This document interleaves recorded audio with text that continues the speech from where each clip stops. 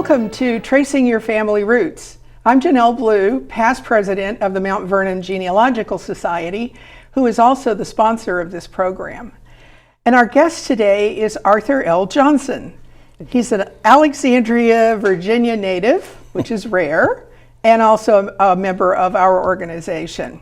Arthur has worked in information technology most of his career and primarily in database management. He is also the author of two books. One is Just a Few Lines, which we have another program that talks about that. And today we're going to talk about On the Eve of War. Welcome to the show, Arthur. Thank you. So you published this travel journal from the trip made by three of your great aunts. And they were traveling to Europe in the summer, just months before Hitler. Weeks before Hitler annexed Poland. And so this is kind of interesting to know about how they felt about it and sort of what their observations were at the time. But before we get to that, tell us a little bit about your Conlon family and those three sisters. They were three sisters who were your great aunts. Yeah, the Conlons came over to America from County Roscommon and County Leitrim. Basically, my second, possibly third, but second great-grandfather was working on the railroads in Ireland, and they were building down to Sligo. He wound up at that point in 1959 emigrating to the U.S. He didn't meet his wife, who was also from Ireland. We assume that he met her here in the U.S. But she, we think, came over in 1840s. She was born in 1843, I believe, still there. So sometime after she was still a little girl, they came over here. So maybe during the potato famine. Possibly. I have no linkage or whatever, but we know that she was here before he was. They met here. They married in 1866. My great-grandfather, Peter Conlon, who was part of the Machinist Union, vice president of the Machinist Union for a while, he was born in Kings County, now Brooklyn, New York, in 1869. My second great-grandfather was a engineer, so he drove the trains and they went out west at some point in time, and the rest were born in Kansas City or Sioux City, Iowa. Those names keep popping up and I can't remember off the top of my head right now. So when you work for the railroad, often you move around a lot, and that's why a lot of the kids were born in different places. So my grandfather met his wife, Mary Margaret Schroeder, in Sioux City. That sounds like a German name. Yes. That branch of the family goes back to Hanover. A cousin of mine did that branch, and we know it's in Hanover, Germany. And so the Mosers and the Voigts, V-O-U-G-H-T, I'm pronouncing it wrong, I'm sure. Yeah, that's all right. So they are all from over there. They met in Sioux City. They were married in Sioux City, and they lived in Springfield, Illinois at one point in time. Then they were down in Denison, Texas, then back to Kansas City, and then Sioux City, Iowa. And so I've got all of the different things where they were all born. And actually, because of this, I was able to date a photograph. No. There's a tintype. We don't know where it was from. And we couldn't figure out who it was. You could barely make out my second great-grandmother sitting there. And it's like, but you couldn't see anything else. So I put it into a, brought it into like Photoshop or one of those type programs. And I went through and I suddenly saw that there were 3 boys and 2 girls. And that's when I knew exactly where the thing was taking place. Because you had Mame, Catherine, and then Bart, Peter, and Tone. Tone was born in September of 1901, and Catherine died in February 1902. Ooh. So we were able to put it into place that it was what was it? Sometime after 19. It was 19. It was October 1901, and there was some sort of big convention in the thing because all the others were from the tintypes and they all looked like it was like from a convention of some sort. You know, you just gave a lesson on photo identification because genealogists have bags of photos and we don't know who they were or when they were taken, and by sort of deducing different information and that you were able to come up with that. Yep. and also knowing a little bit about the family you were able to. So that's a very interesting process and a whole nother show. Well, so the three sisters who were involved in this trip were the children of this person. Yes. They were in Sioux City, Iowa at that point in time. Then they moved to Cleveland, Ohio, where Mame or Magdalene was born, and then they moved to D.C. as he moved up in the Union. He moved to Washington D.C. And they lived in D.C. and that's where my grandfather was born and the youngest, Francis. Do you know where in D.C. they lived? I have it somewhere. I remember something on a K Street and something on an F Street. Wow. Now which quadrant? How far up or down? Yeah. But still, that was right in the center. And then what happened in 1912? The oldest son, Bart, was now starting to apprentice. He was going to be down at the shipyards in Alexandria at Jones Point, which is now where Woodrow Wilson Bridge stands. And so he was going to be apprenticed down there. And his father, my great grandfather, was working in D.C. So Delray was right in the middle, and so, or what was called then Mount Ida. Delray was right next to it. It was another little mail stop. The post office had it as Mount Ida, and they moved into the house in 1912, and then in 1914 they bought the house that I now live in. Wow, you've got some roots in that house. Yes. Well, that's really neat, and you know, it's quite a privilege to be able to be able to acquire your family home. So the sisters continued to live there. None of them married. Nope, none of them married. They did a lot of traveling. When Magdalene started going to stenography school to become a stenographer, their mother got sick, and so Mame, the eldest child, stayed home, quit her job, stayed home to take care of her mother, take care of the family. He just became like the housekeeper. And then, what was it?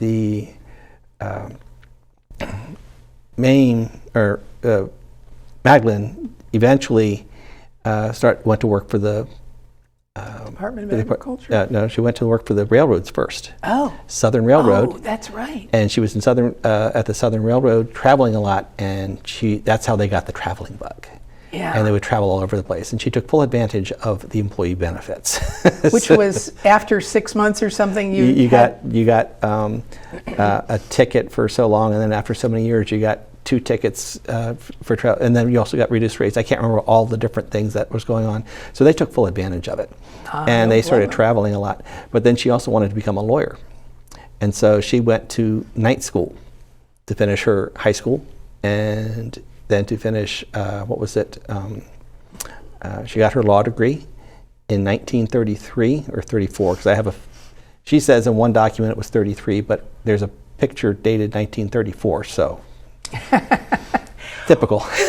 So these women were all sort of ahead of their time, because in the 1930s, a lot of women didn't have jobs, and especially a professional position like that. She was, she passed the bar for both Virginia and D.C., but she couldn't use her law degree or any of her law stuff until 1943 or 42, somewhere in there, when the war created a shortage of male lawyers. Oh my gosh. So. Wow. Strange things come out of unhappy times, don't they? Well, that's wonderful. But it sounds like these women were, again, they were a little bit unique, not the average woman in the 1930s. And so, wow, they decided to take a trip to Europe knowing that, or that the word out was that there was trouble in Europe. At this point in time, in 1938, generally when we planned several cruises and vacation, you're doing this like a year in advance, especially when it's right. And so back then, they're going in July 1939. July 12th is when they left, and they. At that point in time, you had almost war breakout because of the Sudetenland, where Hitler wanted to annex a portion of Czechoslovakia. Right. And when that all happened in late 38, when it was finally signed, the deal was fine. Chamberlain comes back. Peace on All earth. is well. Yes. I've saved you. And so we figured at that point in time, with everything lifted, maybe they went ahead with the trip at that point in time, and then the rest is what they witnessed and saw over there. And they came back. They came back on August 13th, and that's when they hit New York. And a couple of weeks later, September 1st, was when Hitler invaded Poland. Did you have a chance to know these women? Yes. So did you ever talk with them about this trip? No, because I didn't discover this until later. But we would always go over there as kids and talk to them. Now, my aunts remember my mom's sisters, since they actually lived in the house behind me. Right? So we would go over there, and when we went to visit my grandparents, we would take and go over and visit them.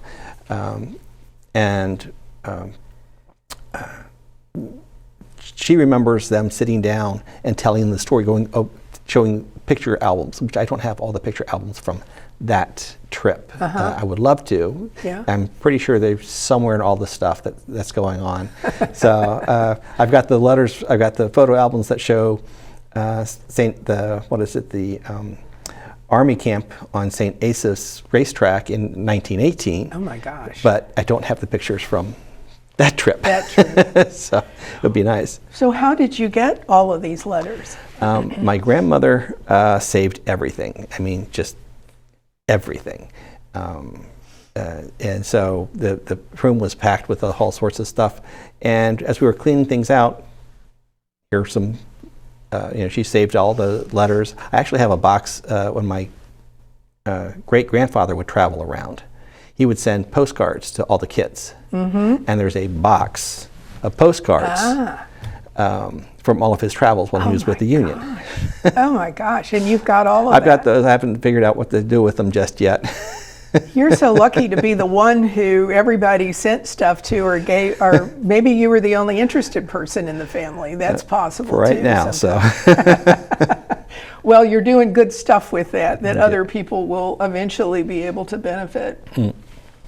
So give me some observations. I mean, I read the book too, and the one thing that stuck out was that at one point she mentioned that the area, I don't remember which country she was in, but that they didn't speak a lot of English. And I thought that was interesting because when I read the book, I was reading it from my travels. And frankly, a lot of the stuff she did reminded me of some of the same tours that I took. And they were on a tour, right? Yes, it was a tour group. World Travel Tours or something like that, and everything was all inclusive. So they all had to meet, and of course the Washington was late coming into Plymouth, England, so they wound up having to stay. That's the ship. The ship, the SS Washington. And so as they got to Plymouth, she tells a little anecdote that today we would think nothing of. There was a large double bed, and then there was another day bed beside it. There are three women, and it's like they're three sisters. And he's like, but we can't have two women in the same bed. It's like, today, who cares? Well, you know what? I was traveling with my aunt, who was 20 years older than me, and we were in Amsterdam, and I got a very odd look from the woman who, the woman who was running the thing. And I've thought about it so often because I didn't even know what she was talking about at the time. It didn't make any sense to me, and I think that's what she was questioning the propriety of our visit. They convinced the guy, and they said it was okay, because the only other thing was to stay up all night on the train to London, and it was like, no. But then she tells us how she met people in London or on the train, and they talked about everything. Oh, you have to see this, you have to see that, you have to go here. So London. That trip, I've been up there, and I've been to some of the places that they went. I haven't been to Stratford-on-Avon or any of the other places, but I have done some of the other tours. What got me exhausted, I know it was reading about what they did in Amsterdam, because they took the night ferry from whatever in England over to some small town outside of Rotterdam, right. And then they stayed in The Hague, and then they took a bus in 1938 from The Hague to Amsterdam to somewhere up in the north, and this is all in one day. I mean, the museum they went to see the Rembrandt's. Oh, the Rinks Museum. Yes. Yeah. I've been there. To me, that's a day right there. Yeah, it is. And they were only they didn't get to see much. They saw a couple of pictures, I'm sure, and then they're on the bus again. I was exhausted just reading it. Yeah, yeah, I was too. It was. And then the other thing is when they translated, when they went from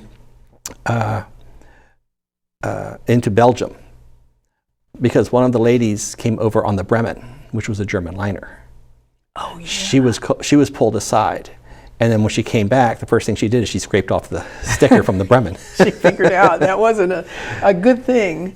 Yeah. And then the things in Germany, the big thing was that that stuck out there is they have these buses, and I've been on one of them where you have two of them down here and two rows down here, and they put a bench down in between for someone to sit, and there's like no way to get off. They didn't want anybody to, the tour guide didn't want their people going on that bus. So they were going to take the next bus. So they went window shopping. This is in Heidelberg. And so some guy came over and said, your bus is here. He spoke English, and they were taken aback. How do you know that we're with the tour bus? You're wearing a navy blue jacket. Germany didn't have navy blue. So anybody who was wearing navy blue was either an American or Canadian. I was so surprised about that because they didn't have navy blue. That doesn't. Not a native navy blue. I'm sure if it was imported. But most people would not buy something imported. They're buying local. So that was the other interesting thing there. And then one of them, they went to one of the hotels. That's when they first saw Jews verboten. And they were kind of taken aback by that. And then they went to, after that they left, they were in, at the border leaving Germany. They wanted to make sure, did you do anything? How much money are you taking out? Because you can only take, they realized it wasn't too much, and they went ahead and, what was it? Spin it? No, the Germans let them go because they figured it wasn't worth their while to take it back. And so that basically, I guess they were just trying to say we're in charge type deal. And then they went into Switzerland. And had some there, and then they went back down to Paris. Interesting things there. And I haven't been to the Louvre, but a friend of my brother-in-law has, and some other friends, and they said when they read the section about how it was done at the Louvre, she says, that hasn't changed. It hasn't. No, it hasn't. I've been to the Louvre a couple of times, and the Mona Lisa is still very small, which is what their observation was, and the Venus de Milo, and then that's probably all the time they had there. Yeah, and then the other thing was when they took the boat train to, was it Le Havre? Yeah, Le Havre. Le Havre. And they're getting on the ship. She called it a Tower of Babel, and of the refugees leaving. And I was just wondering if she knew at the time what she saw. Now, I believe, just from other things in the journal, that she wrote this when she came back. So it's all from memory, not just she wrote everything down. She just wrote it down. This is what we did. Yeah. And she typed it up so that she can make copies and send it out to the various different family members so that she didn't have to keep repeating it. So it's like, here it is. And one of the things that when they left is you weren't allowed to have, your film would be confiscated. And that way... that was in Germany. In Germany. Yeah. So what they did is they mailed it to the hotel in Paris. Before they got into Germany. They did that before they got into Germany, but also the pictures they took in Germany, they had mailed all the stuff to the hotel. Good. So they didn't. So they were able to keep, they were smart. Yeah. Now the thing there is where the pictures are, that's a whole nother story. When they passed, did one of my mom's other cousins get that album, or does mom have it? She says she might have it. She's got a lot of the stuff. So we just haven't finished going through all of the stuff that she has. So. Oh my gosh. Well, we don't have a lot of time left, but tell us a little bit how you got interested in genealogy. Not really sure how long, but I remember in 1971, I was 11 years old. My grandmother Johnson was living in Alexandria off of Albert or Columbus Street. I think actually went between the two. And we went over there one Sunday to visit, and I had a tape recorder with me because I'd already started writing down who was where. And so it's like the first place they always tell you, start with what you know. What does people say? Right. So I went there with a tape recorder, and I turned it on, small cassette tape recorder, turned it on, we talked, and she talked about everything. My Uncle George said that sometimes he would be walking with her down through the streets of Old Town, and she'd see that's your cousin, so-and-so, twice removed, and she knew all this stuff. So it's like, get everything you can. Now that tape, I remember pulling it out, and my mom got me a book called Tracing Your Family Roots. And I started putting all of the stuff in that and copying it all down, everything that I knew that I had.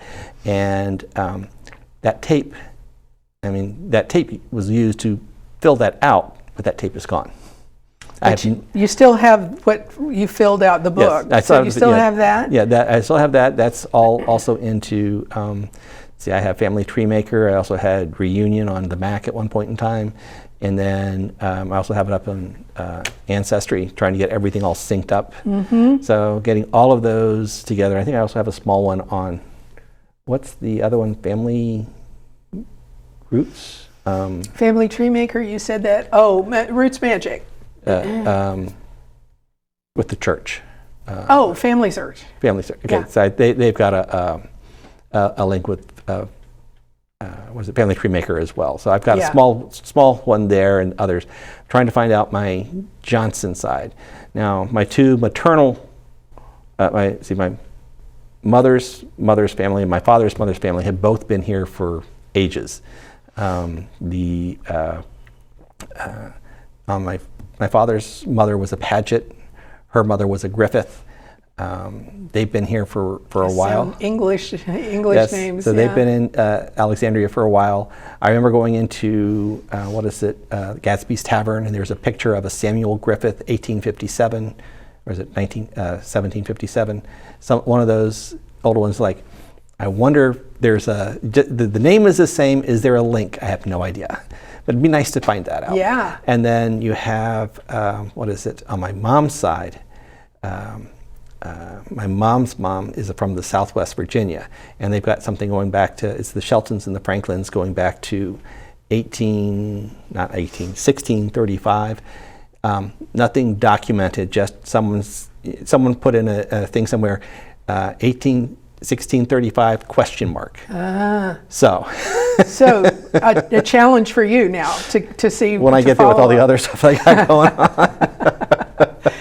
Well, so your ancestor came to DC in, tell me again what year? 1905-6, somewhere in there. Because my grandfather was born in on the Conlins. My grandfather Conlin was born in DC in 1906. We have a picture of Alexandria County. You know, one of the things, when I first moved here, it took me a long time to figure out the difference between Alexandria City. I had never even heard of Alexandria County, and I didn't even understand that Alexandria Old Town was not part of Fairfax County, because that's where I lived. And so, well, let's put the map up again just quickly and talk a little bit about the early days of Alexandria and how it was actually, Alexandria County was different. The original land grant was for John Alexander, was from Dogue Creek to 4 Mile Run, from the Potomac River 2 miles inland, which in the Alexandria area is Cameron Mills Drive, I believe. So you're going, that was the original land grant. And then he made his money, since he wasn't a farmer, by selling off pieces of land. So the first piece of land he sold came to the city of Alexandria in 1749? Yeah. And then from there, now I remember from my, surveying classes I took, I was studying to be a civil engineer before I went into database. Technology, yeah. And one of the things they said is there are 3 states that keep things different. And one of those is Virginia, where you do not have, everywhere else you have townships and things going on, or the city is part of the county. Here we have 7 cities that are not part of any county.